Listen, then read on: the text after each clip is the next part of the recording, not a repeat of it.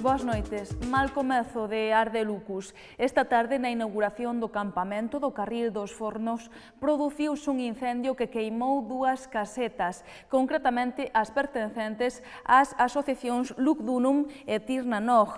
O lume comezou nunha das casetas por un curtocircuíto e propagouse a outra. Ambas palleiras quedaron totalmente calcinadas, pero afortunadamente non houbo que lamentar danos persoais. O lume coincidiu coa inauguración, así que as autoridades xa estaban ali e, dende o primeiro momento, o alcalde dirixiu a situación. Para apagar o lume, desprazáronse efectivos dos bombeiros. Durante boa parte da tarde, o campamento permaneceu pechado ao público. Pero nada desloce esta festa e o Arde Lucus continúa. Arrincou esta tarde e durará durante toda a fin de semana con máis de 200 actividades. Agárdase que durante esta fin de semana nos visiten arredor de 400.000 persoas.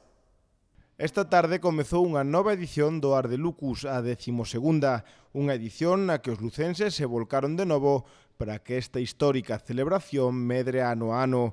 Como é habitual, a apertura do Macelum marca o comezo dos festexos romanos e castrexos, un sinfín de postos nos que se pode mercar prácticamente de todo para prepararse do mellor xeito posible para 3 días de festa. Por iso as rúas son un continuo ir e vir de xente, desfiles e, sobre todo, actuacións de rúa nas que os pequenos se divirten e tamén aprenden como era a vida hai centos de anos, pero tamén hai outras moitas actuacións. Pois desde eso, concertos, bacanal, personaxes mitolóxicos polas rúas da cidade, tambores de lume, desfiles das cors das lexións, de todo o que se pode imaginar trasladándose ao antigo imperio.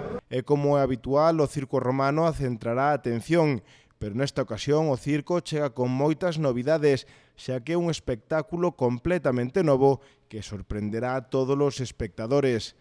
Así que non o dubiden, saian á rúa, disfruten e déixense levar polo ambiente e disfruten de todo o que poden atopar no Macelum. Todo artesanal, cobre esmaltado a fuego y fucsit de cristal de Murano. Lo hacemos en Coruña, tenemos un taller allí y hacemos todos trabajos, además llevamos la marca Artesanía de Galicia. Pues aquí tenemos un poco de todo, tenemos castañas en almíbar, mermelada de castaña y mermelada de frutas silvestres desde arándano, mora, cereixa, uva.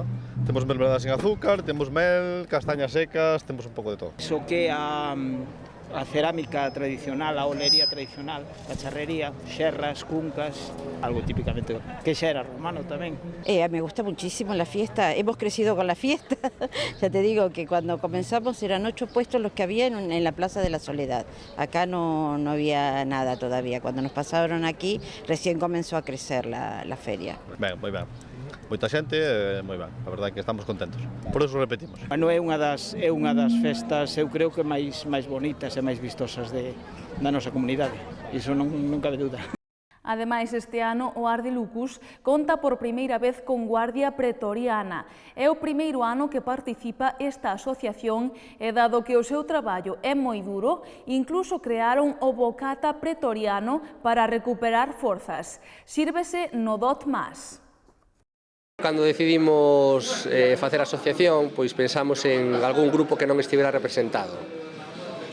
Entonces, logo de pensalo así detidamente, recordamos que, bueno, hai legionarios, hai celtas de todo tipo. Entonces, la Guardia Pretoriana non estaba representada, había senadores e non había Guardia Pretoriana. Entonces, cogimos a opción por ese motivo. As espadas son artesanais. Aquí temos o autor da maioría do traballo, son feitas por nós, quitando que a coraza e o casco, o resto todo é feito por nós. Entonces, o traballo foi bastante grande. E canto peso pode levar? Pois nós levamos unha coraza de coiro, non é de metal. Entonces, isto alixera bastante o peso. Pero, bueno, ainda así, para que levemos... Entre la espada y el pilum, el casco, el escudo y todo, pues andará rotando la gente sobre los 12 kilos, más o menos, 12, 14, por ahí, más o menos. Un miembro da nosa asociación que tuvo a idea e dixo, pois mira, vamos facer un bocadillo pretoriano, pois un pouco co fin con eso de que había concursos de tapas, de menús e tal. Entón decidimos pois facer un bocadillo pretoriano un bocadillo potente que leva de todo, incluso patatas fritas dentro. E para ir acorde coa moda do Ar de Lucus, nada como pasarse pola tenda Unha de Romanos, unha das tendas referencia para vestirse de romano ou castrexo segundo manda a tradición. Pois moitísimo castrexo, moitísimo celta, moitísimo romano tamén, pero este ano sobre todo castrexo e celta, penso eu. Xa ven, este ano o castrexo é o que se leva no Ar de Lucus. Despois de moitos anos dominando os romanos, semella que os celtas comezan a gañar terreo e a maior parte da xente que este ano optou por renovar o vestiario para Ar de Lucus decidiuse polo castrexo. Iso é o que nos confirman dende Unha de Romanos, unha das tendas referencias sobre a moda do Ar de Lucus, un establecemento no que todos os traxes seguen a tradición e fanse cos mellores materiais. Mira, o de castrexo, bueno, nos aquí xa para empezar traballamos todo liño, lana, seda natural, son telas de verdad, son vestidos de verdad, bueno, por exemplo, de celta é pois de muller vestido de liño, con capa, o de home túnica, con pantalón ou túnica larga, sin pantalón, con capa, e logo o castrexo sempre engadíndolle peles sintéticas que temos aquí. E o de romano, pois eso, a túnica ya a toga ou a túnica tamén é o manto, pero sobre todo recalcar eso, que son traxes de verdad. E aínda que poida parecer que as vendas baixarían por mor da crise, non foi así, e a xente implicouse nestas celebracións e a distribución de traxes e complementos non baixou con respecto a anos anteriores. Estamos moi contentas, moito traballo, gracias a Dios. Temos de todo, non? Nós temos de todo, temos tuvemos desde 24 euros, desde 20 euros, 25, e como según a xente que irá gastar, así temos para todos os bolsillos.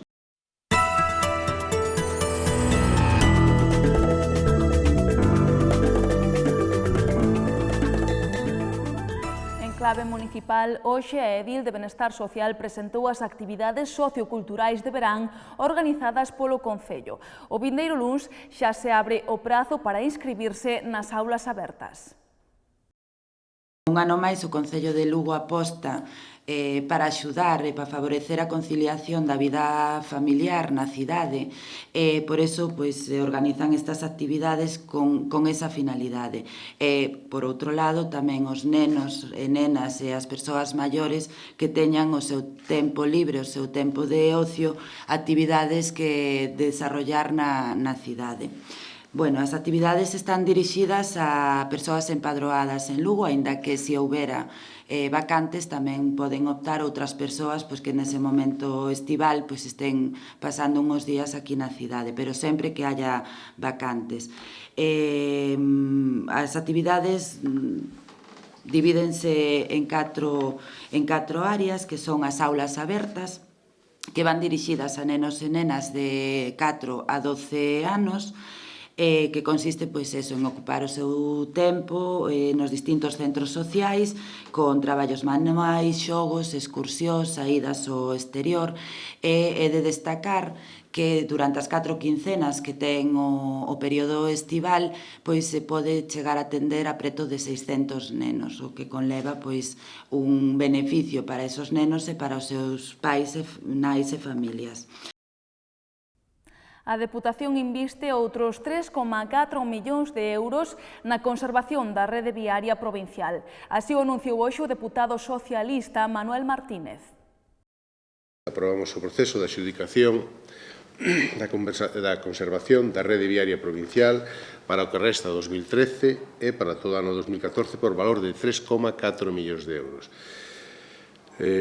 Con estas actuacións o Goberno provincial fai unha vez máis un gran esforzo económico para garantir dentro das nosas posibilidades o mantemento da que a rede provincial máis extensa de España, son 4.300 kilómetros de vías baixo a nosa responsabilidade, mentre que a Xunta de Galicia, por comparar algo, ten 5.500 en todo Galicia e un presuposto 100 veces superior.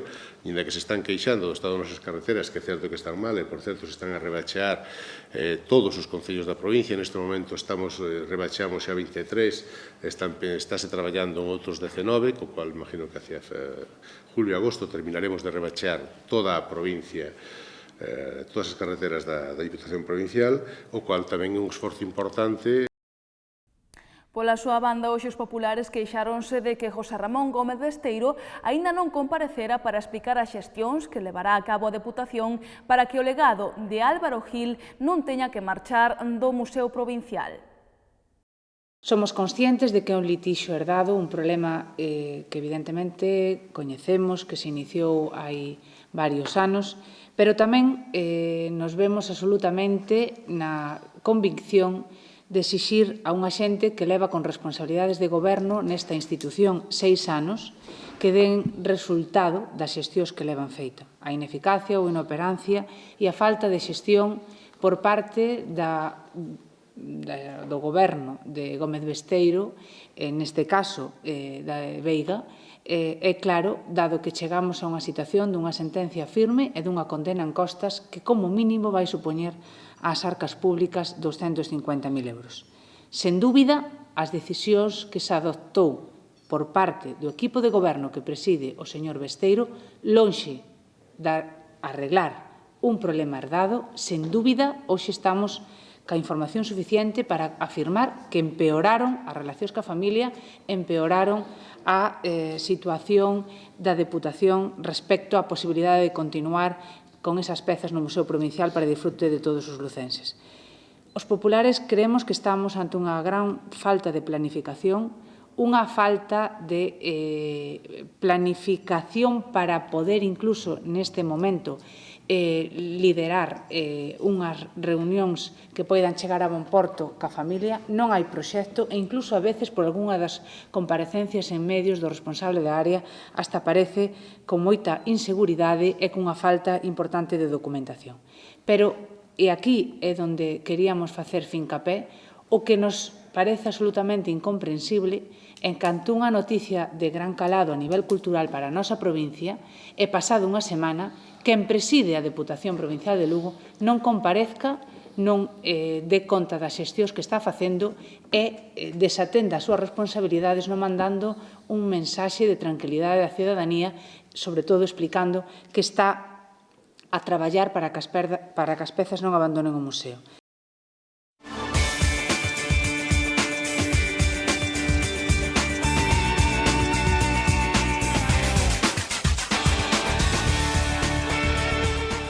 O adestrador do Ensino, Javi Muñoz, estivo esta semana en Telelugo, onde confirmou que xa están planificando a vindeira temporada, pero que aínda non coñece que xogadoras renovarán e cales non.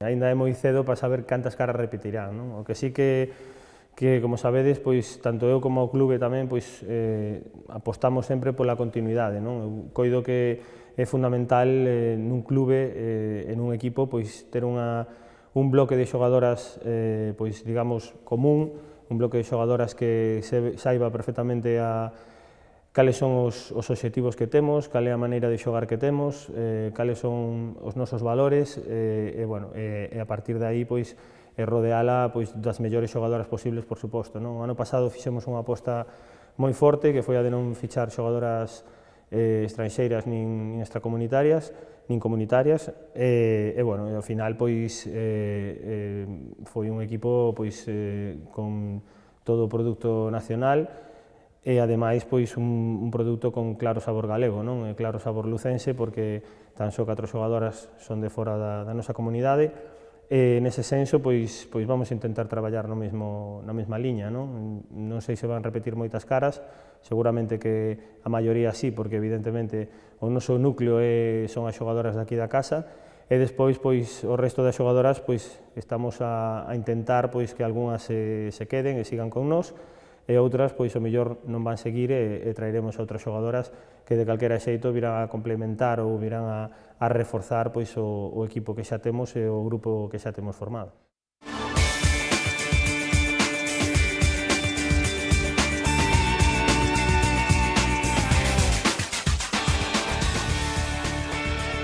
Despedímonos con imaxes do Arde Lucus e dende Telelugo desexámoslles que disfruten das festas romanas e da cidade. Que teñan moi bo fin de semana. Vémonos o vindeiro luns. Boas noites. ¿No ve mucha gente? Y más. Dice que se llama micro y este cámara. A ver, que mi hermana, la Agustina, tiene el cerebro y el pito. Di que no, que es mentira. Verás cómo es mentira. Es de mi hermana, la Agustina. Mira cómo me tira. Y esa necesita. La más tontita. Vamos a contar historias. ¿A venir? ¿A qué vamos a contar historias ahí?